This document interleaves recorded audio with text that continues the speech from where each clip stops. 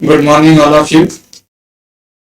Myself, LS चौंगड़, और यहाँ पर हम क्लासिकल मैकेनिक्स के अंतर्गत एक महत्वपूर्ण टॉपिक्स के बारे में स्टडी कर रहे हैं, जिसका नाम है लैग्रेंजियन फंक्शंस और लैग्रेंजियन इक्वेशंस। लैग्रेंजियन इक्वेशन का डेरिवेशंस, उसके एग्जांपल्स सब हम लोग पहले स्टडी कर चुके हैं। उसकी लिंक मैंने डिस्क्रिप्शन बॉक्स में दे दी है, उसके बारे में पूरे स्टडी की जा सकती है और एग्जांपल्स भी हम देख सकते हैं। तो यहाँ पर हम एक नए एग्जांपल के साथ स्टडी करेंगे कि लैग्रेंजियन इक्वेशन को एक आइसोट्रोपिक मीडियम के अंदर हार्मोनिक ऑसिलेटर कैसे काम करता है, या हार्मोनिक ऑसिलेटर के लिए पाथ क्या है, उसके लिए डिफरेंशियल इक्वेशंस क्या है, या उसके लिए उसके पाथ को हम कैसे डिस्क्राइब करें, इसके बारे में हम लैग्रेंजियन इक्वेशन की सहायता से कोई भी आइसोट्रोपिक मीडियम के अंदर जो ऑसिलेटर ऑसिलेट करता है उसकी इक्वेशन के बारे में स्टडी करें।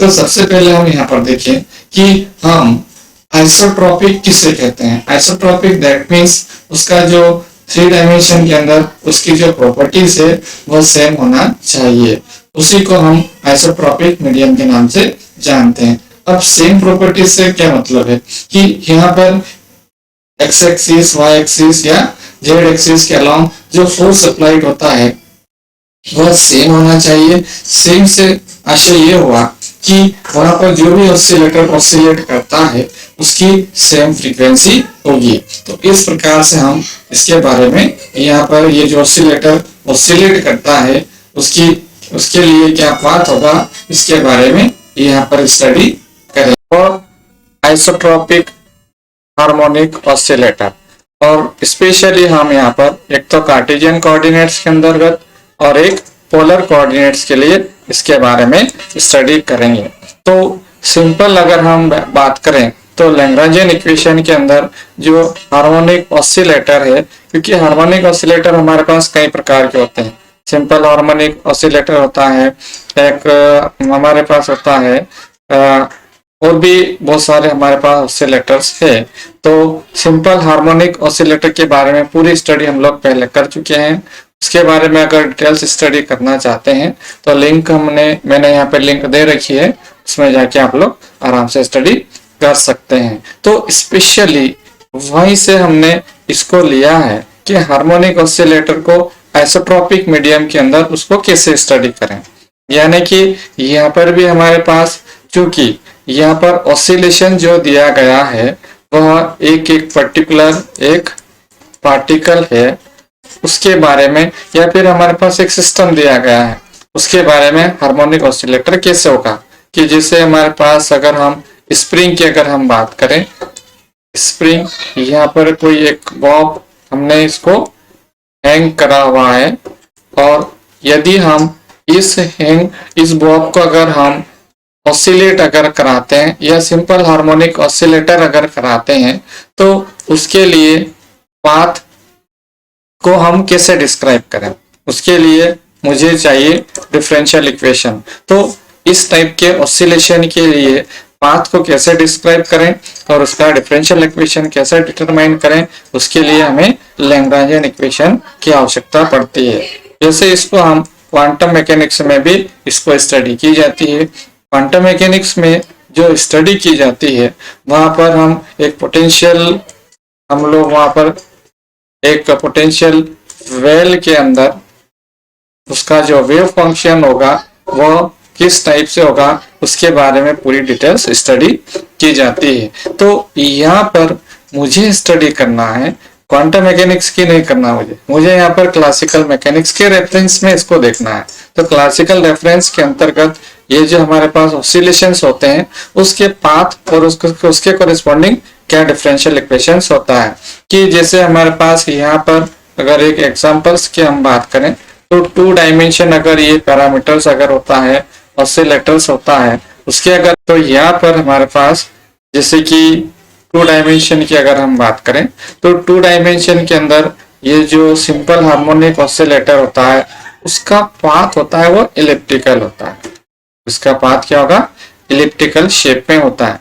लेकिन एक हमने स्फेरिकल जो ऑसिलेटर पढ़ा था उसके अंदर ये जो हमारे पास हमने लिया था एक इस टाइप से हमारे पास उसका मोशन होता था, यानी कि उसका जो मोशन होता है वो क्या होगा, एक बाउल के अंदर होता है। बाउल के अंदर यानी इसका जो मोशन होगा वो यहाँ पर किधर भी हो सकता है, यानी इधर भी हो सकता है, इधर भी हो सकता है, इधर भी हो सकता है, यानी इस बाउल के अंदर किधर भी हो सकता है, बाउल के सरफेस पर किधर भी हो सकता है। तो बाउल के सरफेस पे किधर भी हो सकता है, मतलब हमारे पास ये जो 3 डायमेंशन हमने स्टडी इसकी करी थी।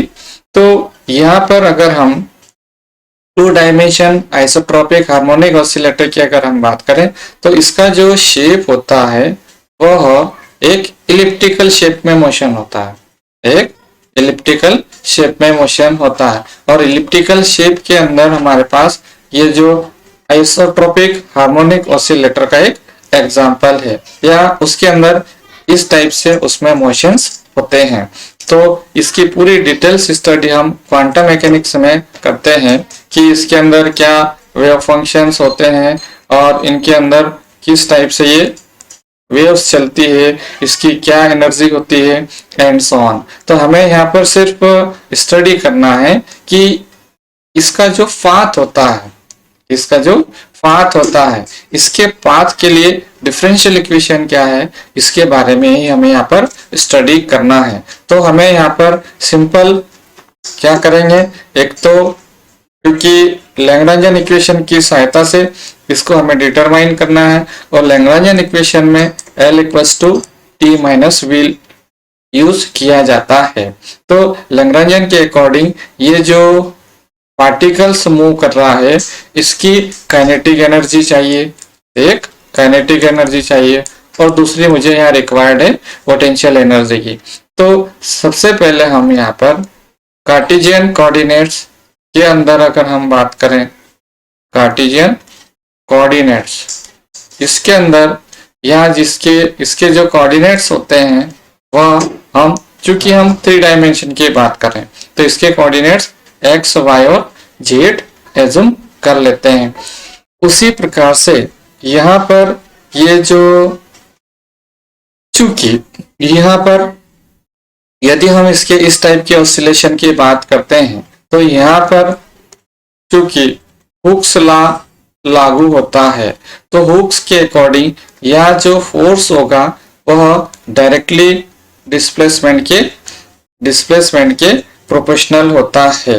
तो यहाँ ये जो डिस्प्लेसमेंट होगा ये मैं r भी मान लूं या फिर x भी माना जा सकता है, क्योंकि हम 3 डायमेंशन में हम बात कर रहे हैं तो इसलिए हम इसको क्या मान लेते हैं कि r के बराबर मान लेते हैं। तो यहाँ पर ये जो हुक्स लॉ के अकॉर्डिंग ये जो डिस्प्लेसमेंट होगा वह F equals to minus KR के बराबर होता है। अब यहाँ पर ये तो हुक्स लॉ के अकॉर्डिंग हो गया। अब नाउ सिंस हम जानते हैं कि यहाँ पर अगर हम देखें या यहाँ पर अगर हम इसको अगर इसकी एनर्जी अगर डिटरमाइन करें तो ये एक एलिप्टिकल पाथ पर आता है, और एलिप्टिकल पाथ के अंदर यहाँ जो फोर्स लगता है वह F माइनस ग्रेडियंट या ग्रेड V के बराबर होता है। F equals to minus grad V। इसका हम डेरिवेशन पहले कर चुके हैं और डिटेल्स स्टडी हम लोग जानते हैं। तो सिंस हमारे पास यहाँ पर F बराबर F equals to minus grad V के बराबर होता है, ये जो ग्रेड होता है ग्रेडियंट होता है यानी पोटेंशियल में वेरिएशन। देखिए एक पोटेंशियल वेल जैसा है, विभव कूब जैसा यहाँ पर एनर्जी हमारी होती है वह डिस्ट्रीब्यूट होती है, यानी कि यदि हम इसको यहाँ पर डिस्टेंस x और यदि हम इधर पोटेंशियल एनर्जी अगर मेजर करते हैं तो x इक्वल्स टू 0 पर इसकी पोटेंशियल एनर्जी 0 के बराबर होगी। फिर जैसे जैसे x का मान बढ़ाते जाते हैं तो इसकी पोटेंशियल एनर्जी होती है वो ग्रेडियंट फॉर्म में बढ़ती जाती है। ग्रेडियंट दैट मीन्स यहाँ पर ये है कि ग्रेडियंट को हम इस तरीके से भी समझ सकते हैं कि ग्रेडियंट ऑफ दिस का मतलब क्या है। यदि हम इसको लिखना चाहें तो minus del V by del X लिख सकते हैं, एक सिंगल एक्सिस के कॉरेस्पॉन्डिंग अगर हम बात करते हैं तो यहाँ पर x अगर कम है, x की वैल्यू अगर कम है तो इसका मतलब यहाँ पर है फोर्स का मान ज्यादा होगा। x की वैल्यू दैट मीन्स यहाँ पर x की वैल्यू कम से मेरा यहाँ पर आशय है डेल x है। डेल x से दैट मीन्स ये जो ग्रेडियंट है, ग्रेडियंट यानी स्लोप, स्लोप का मतलब स्लोप जहां पर कम होगा, स्लोप जहां पे कम होगा तो इसकी वैल्यू ज्यादा होगी, तो उस समय हमारे पास फोर्स का मान कम होगा। और यदि हम स्लोप का मान अगर बढ़ा देते हैं, स्लोप का मान बढ़ा देते हैं तो इसकी वैल्यू कम हो जाएगी, इसकी वैल्यू कम हो जाएगी, यानी उनके बीच का जो डिफरेंस होगा स्लोप बढ़ाने पर, जैसे कि अगर हम बात करें इसमें स्लोप कम है और इसमें स्लोप ज्यादा है, तो स्लोप ज्यादा होने पर ये जो डिफरेंस होगा वो कम हो जाएगा। यहाँ पर जो स्लोप कम है इसका मतलब इसमें डिफरेंस क्या है, ज्यादा है, ज्यादा है तो मतलब यहाँ पर फोर्स कम लगता है। और यदि यहाँ पर फोर्स, यहाँ पर ग्रेडियंट आपका ये जो डिफरेंस होगा वो कम होगा, कम होगा तो फोर्स की वैल्यू ज्यादा लगती है। तो इस प्रकार से यहाँ पर ये फोर्स काम करता है। तो यहाँ पर हम पोटेंशियल एनर्जी की हम बात करते हैं, तो ये पोटेंशियल है वो क्या होगा, इधर जैसे जैसे हम ऊपर जाते जाएंगे तो उसका मान बढ़ता जाता है, यानी ग्रेडियंट का मान यहाँ पर, यानी ये जो डेल एक्स की वैल्यू कम होती जाती है। यहाँ पर हम टेंजेंट अगर ड्रॉ करते हैं तो ये टेंजेंट आपका यहाँ पर ऐसा ड्रॉ होगा, और यहाँ जैसे जैसे ऊपर जाएंगे तो टेंजेंट का स्लोप क्या होगा आपका, बढ़ता जाता है।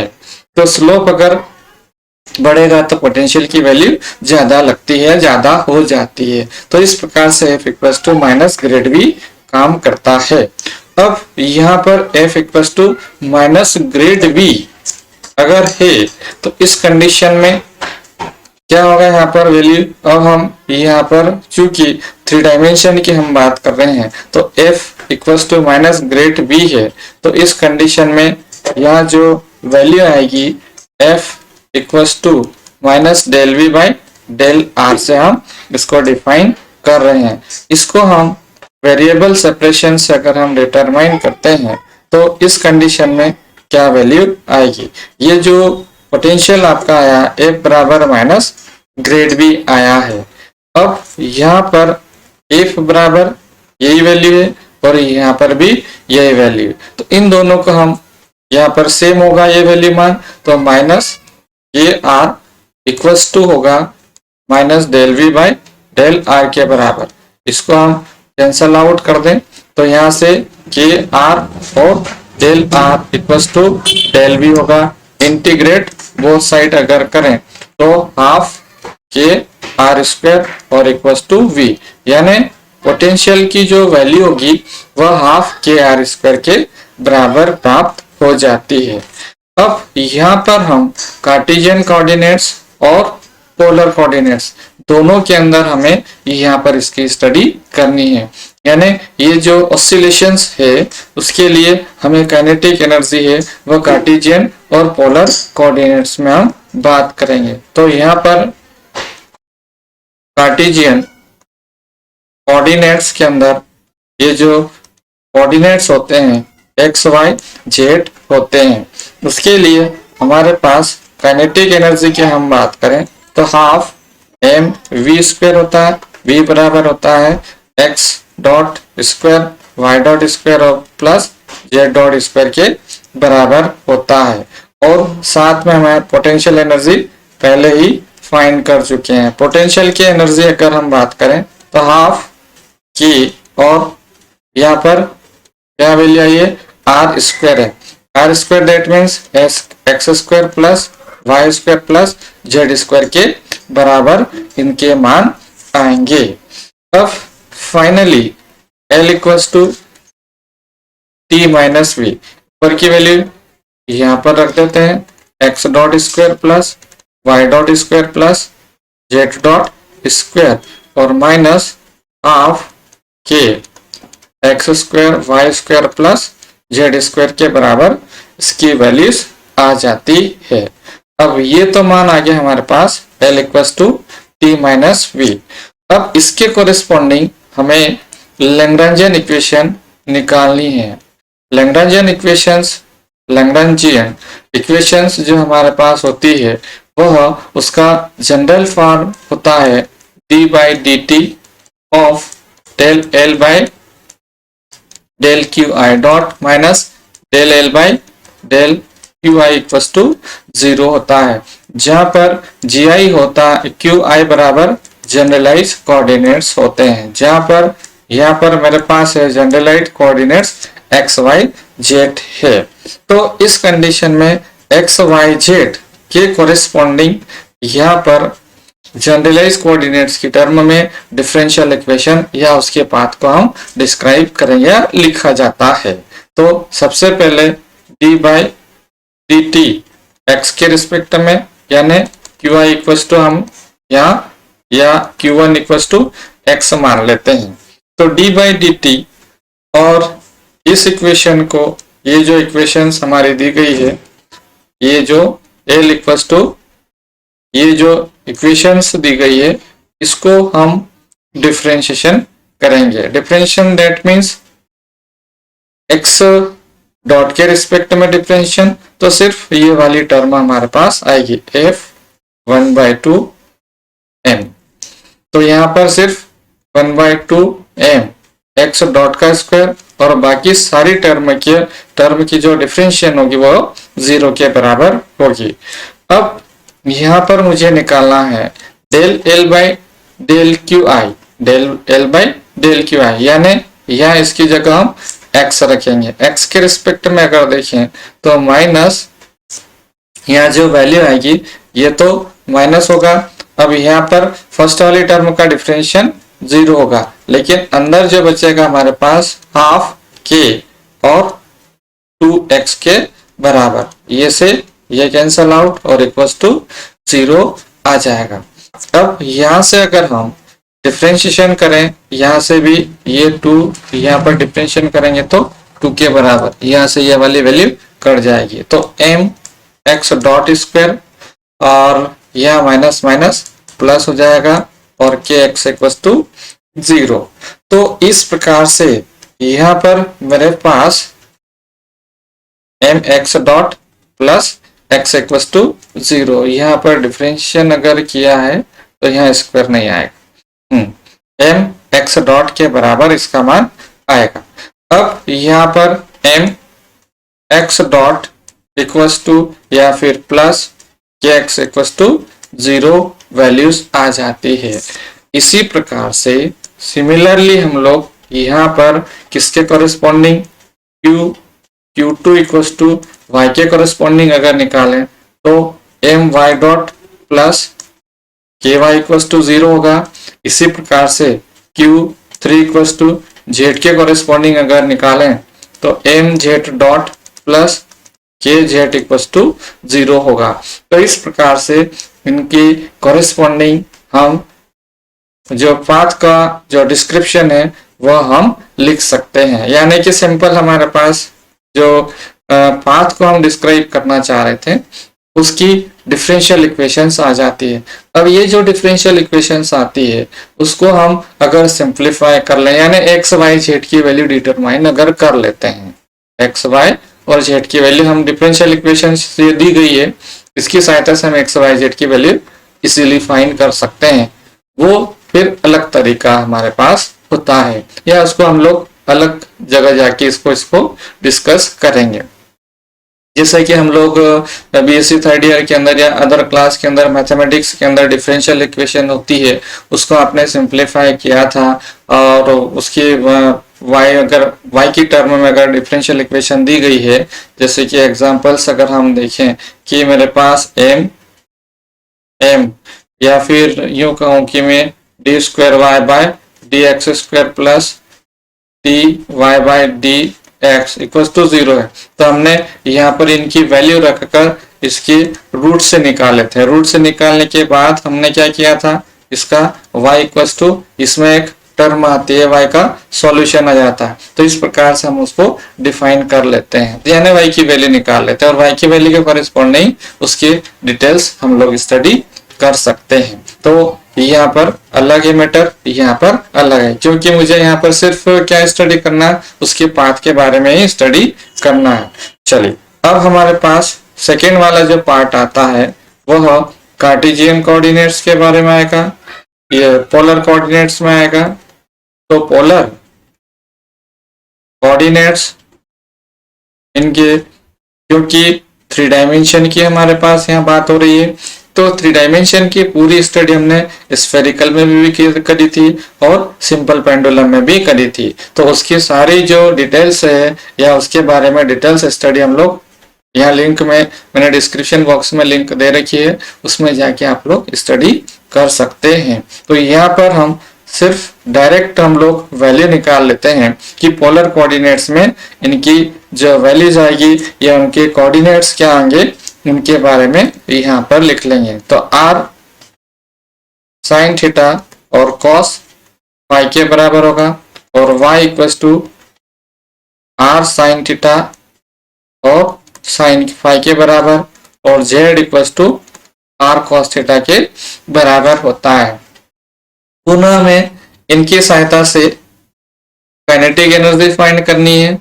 अगर काइनेटिक एनर्जी फाइंड करना है तो यहाँ पर इसको वन टाइम डिफरेंशिएशन करेंगे और फिर x डॉट की वैल्यू निकाल लेंगे। x डॉट की वैल्यू फाइंड करने के बाद हमें L इक्वल्स टू L या फिर ये काइनेटिक एनर्जी चाहिए, T की वैल्यू चाहिए। T की वैल्यू हम डायरेक्ट क्या करें, half m x dot square y dot square और प्लस z डॉट स्क्वायर। यदि हम यहाँ से ऊपर की जो इक्वेशन है उसको अगर डिफरेंशिएशन करके अगर फाइनल वैल्यू हम निकालें तो यहाँ पर और t माइनस वी होता है, तो यहाँ जो वैल्यूज आएगी वह होगी हाफ m, क्योंकि ये सिंप्लीफाई हम लोग पहले कर चुके हैं, इसलिए मैं यहाँ पर इसको डायरेक्ट यहाँ पर लिख रहा हूँ 1/2 m r स्क्वायर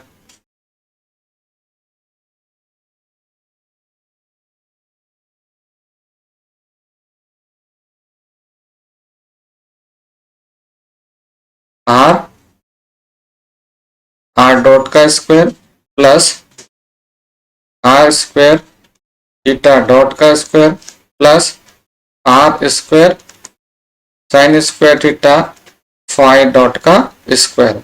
ये यहाँ पर ये वैल्यू आ जाती है। L equals to T minus V और v आया था हमारे पास हाफ के आर स्क्वायर, आर स्क्वायर के बराबर आ जाता है। तब यहाँ पर ये जो हमारे पास आ गया जनरल पोलर कोऑर्डिनेट्स की टर्म में L की वैल्यू फाइंड हो जाती है। तो पोलर कोऑर्डिनेट्स में यहाँ पर ये जो L की वैल्यू हमारे पास आ गई है, इनकी सहायता से हम लैग्रेंजियन इक्वेशंस फाइंड करेंगे। तो लैग्रेंजियन इक्वेशन का जो जनरल इक्वेशंस होती है वह होगी हमारे पास d बाई डी टी और del L by del Q I dot of minus del L by del Q I equals to 0 होता है। यहाँ पर ये जो क्यू आई है या Q1 है वह हमारे पास R Q जो वैल्यूज दे रखी है Q1 इक्वल्स टू R होगा और Q2 इक्वल्स टू थीटा होगा और Q3 इक्वल्स टू फाई की टर्म में यहाँ पर लैग्रेंजियन इक्वेशंस हम डिटरमाइन करेंगे, जिसको हम जनरलाइज कोऑर्डिनेट्स कहते हैं। तो जनरलाइज कोऑर्डिनेट्स की टर्म में हमें डिफरेंशियल इक्वेशन यानी लैग्रेंजियन इक्वेशंस फाइंड करनी है। तो ये जो L वैल्यू हमारे पास आई है इसके कोरेस्पॉन्डिंग हमें लैग्रेंजियन इक्वेशंस फाइंड करना है, यानी कि Q1 इक्वल्स टू R के corresponding d by D T और del L by del R dot minus del L by del R equals to 0 होगा। तो सिंपली हम यहाँ पर इनकी वैल्यू रख देते हैं, यानी ऊपर जो आर एल, यहाँ पर तो आर स्क्वायर है, आर डॉट हमारे पास सिर्फ ये वाली टर्म है, आर डॉट ये वाली टर्म है, और आर डॉट आर, ये आर थीटा आर स्क्वायर, ये जो वैल्यूज हमारे पास आई है वह है R dot square R square theta dot square, R square R square, हाँ R dot square plus R square theta dot square, और ये आर स्क्वायर एक और यहाँ पर मेरे पास है, और ये आर डॉट स्क्वायर है। चलिए अब यहाँ पर मेरे को आर डॉट स्क्वायर के रिस्पेक्ट में करना है, तो सिर्फ मेरे पास यहाँ पर सिर्फ एक ही जगह आर डॉट स्क्वायर दिख रहा है, तो यहाँ पर इसका डिफरेंशिएशन हो जाएगा, यानी सिर्फ ये होगा, बाकी सारी टर्म का डिफरेंशिएशन 0 के बराबर आ जाएगा। तो यहाँ पर ये वैल्यू आ गई minus del L by del R, R के रिस्पेक्ट में अगर करना है तो आर के रिस्पेक्ट में एक तो ये वाली टर्म होगी, और ये वाली टर्म होगी, और एक ये वाली टर्म होगी, यानी आर के रिस्पेक्ट में 3 टर्म का डिफरेंशिएशन होगा। तो यहां से 1/2 एम कॉमन, और यहां से मेरे पास वैल्यूज आएगी 2r थीटा डॉट स्क्वायर, और यहां से आएगा 2r sine square theta phi dot square, और माइनस इसकी जो वैल्यू आएगी हाफ ए 2r के बराबर। इसको हम सिंप्लीफाई अगर करें तो यहां से 2 से 2 कैंसल, और M R double dot minus half M, यहां से भी ये जो 2 है वो यहां से कैंसल आउट, ये 2 वाला यहां से कैंसल आउट होगा, ये यहां से अलग है, तो ये जो माइनस वाला यहाँ आएगा तो ये प्लस हो जाएगा।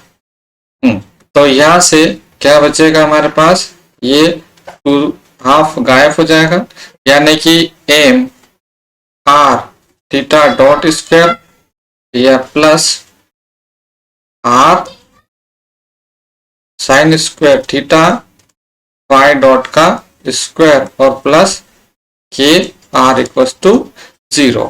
तो इस प्रकार से यहाँ पर Q1 इक्वल्स टू आर की टर्म में डिफरेंशियल इक्वेशन मिलेगी। इसी प्रकार से Q2 इक्वल्स टू थीटा के कोरेस्पॉन्डिंग डिफरेंशियल लैग्रेंजियन इक्वेशन अगर डिटरमाइन करें तो D by D T of del L by del theta dot minus del L by del theta equals to 0 होगा। अब यहाँ पर del L by del theta dot है, theta dot हमारे पास कहाँ है यह देख लेते हैं हम लोग, सिर्फ इसी के पास है, यहीं पर है, तो ये आर स्क्वायर 2 थीटा डॉट के बराबर हो गया, और again minus del L by del theta अगर हम करें तो थीटा वाली जो टर्म है यहाँ पर भी नहीं है, यहाँ पर भी नहीं है, यहाँ पर भी नहीं है, तो सिर्फ थीटा वाली टर्म यहाँ पर है, तो यहाँ जो वैल्यूज आएगी वह आएगी आर स्क्वायर और 2 साइन थीटा, और यहाँ इधर आएगा हाफ एम 2 साइन थीटा और फाई डॉट का स्क्वायर और इक्वल्स टू 0। तो यहाँ ऊपर वाली इक्वेशन का हमने डिफरेंशिएशन कर दिया है, किसके रिस्पेक्ट में, थीटा के रिस्पेक्ट में, तो थीटा वाली टर्म मेरे पास एक ही है, तो यहाँ पर इसकी वैल्यू आ जाती है। अगेन इसको अगर हम सिंप्लीफाई करें तो यहाँ से थीटा डॉट डी, यहाँ से आर स्क्वायर और थीटा डॉट है, तो यहाँ पर फिर फर्स्ट फंक्शन यहाँ पर आर स्क्वायर और जो वैल्यूज होगी आपके पास वह एम आर स्क्वायर और डेल एल बाई, हाँ हम किसके रिस्पेक्ट में कर रहे हैं, थीटा के रिस्पेक्ट में कर रहे हैं। तो यहाँ जो वैल्यूज आएगी वह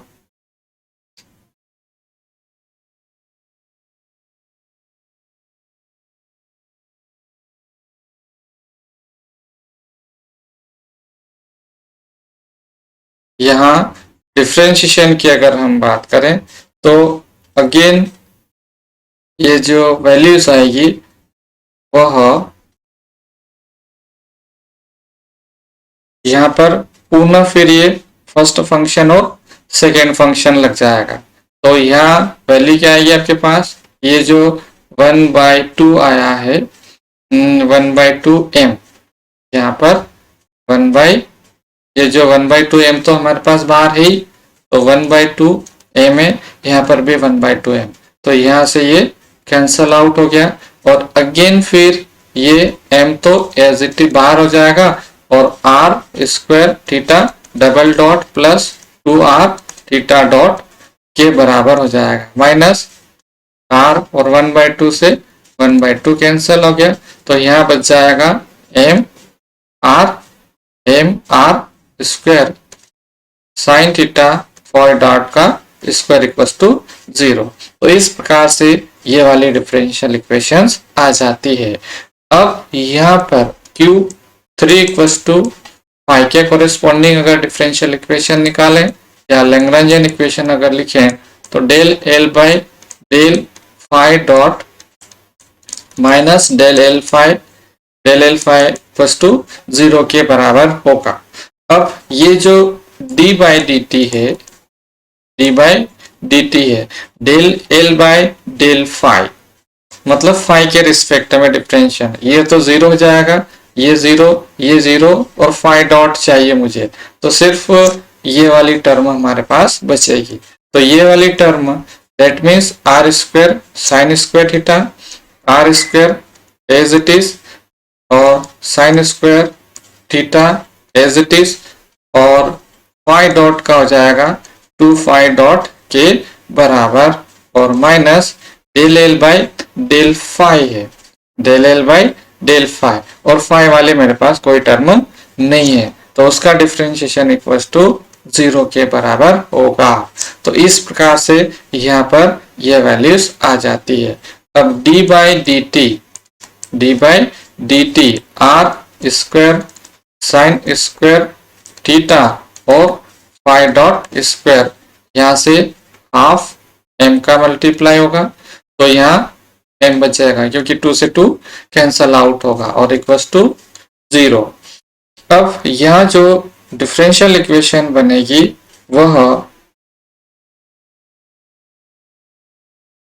इसको हम यदि डिफरेंशिएशन करें, इसको अगर हम डिफरेंशिएशन अगर करें तो यहाँ पर ये वैल्यूज फाइंड की जा सकती है। आर स्क्वायर, इसमें भी हमारे पास फर्स्ट फंक्शन और सेकंड फंक्शन वाला पार्ट लगेगा और इसको हम सिंप्लीफाई कर सकते हैं। तो इस प्रकार से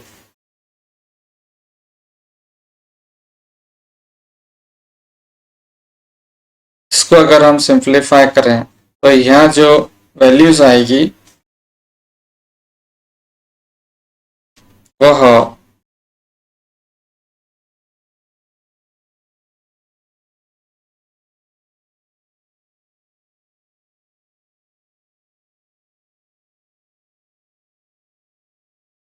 इसको m तो बाहर ही रह जाएगा हमारे पास 2r डॉट के बराबर हो जाएगा साइन स्क्वायर थीटा, और ये फाई स्क्वायर नहीं फाई डॉट m हम बाहर रख लेते हैं, और प्लस फिर अगले का डिफरेंशिएशन होगा तो ये R square as it is sine square theta और फाई डबल डॉट के बराबर डिफरेंशिएशन होगा। इसी प्रकार से तीसरा जो डिफरेंशिएशन होगा 2r स्क्वायर और साइन थीटा होगा। यहाँ क्या आ जाएगा आपके पास, साइन थीटा के बराबर, और साइन थीटा का डिफरेंशिएशन होगा कॉस थीटा के बराबर, और फिर थीटा का डिफरेंशिएशन होगा, थीटा का डिफरेंशिएशन थीटा डॉट के बराबर होगा और फाई डॉट के बराबर और इक्वल्स टू 0। तो इस प्रकार से यहाँ पर हम डिफरेंशिएशन कर सकते हैं। तो यहाँ पर फाइनली Q3 के कॉरेस्पॉन्डिंग हमारे पास क्या मिल गई, डिफरेंशियल इक्वेशन मिल गई। इसी प्रकार से हम थीटा फाई आर के कॉरेस्पॉन्डिंग डिफरेंशियल इक्वेशन निकाल सकते हैं। अब हमें यहाँ पर इस रिजल्ट से क्या बात का पता लगता है, किस बात का पता लगता है, यहाँ पर यदि हम आर थीटा फाई की वैल्यू अगर चेंज करके अगर ग्राफ ड्रॉ करते हैं तो वहां पर ग्राफ कैसे बनेगा, इसके बारे में हम स्टडी कर सकते हैं। और यदि हम 2 डायमेंशन की, जैसे मैंने शुरू में समझाया था, 2 डायमेंशन में अगर लेते तो वहां पर एक इलिप्स टाइप का ये स्ट्रक्चर बनता है। उसी प्रकार से अगर 3 डायमेंशन में अगर हम बात करें तो ये ओवल शेप का बनेगा। 3 डायमेंशन में ओवल शेप का बना, क्योंकि यहाँ पर आर थीटा और फाई तीनों की वैल्यू को हमें चेंज करके ग्राफ ड्रॉ करना होगा। तो ये जो ग्राफ बनता है वो ओवल शेप में बनता है। तो इस प्रकार से हम यहाँ पर इसके बारे में स्टडी कर सकते हैं। यदि आप यहाँ पर पूरी अगर डिटेल्स अगर लिखना चाहते हो तो यहाँ से हम एक थ्योरेटिकली अगर हम थ्योरी अगर लिखना चाहते हैं तो यहाँ से भी हम नोट डाउन कर सकते हैं। थैंक्स।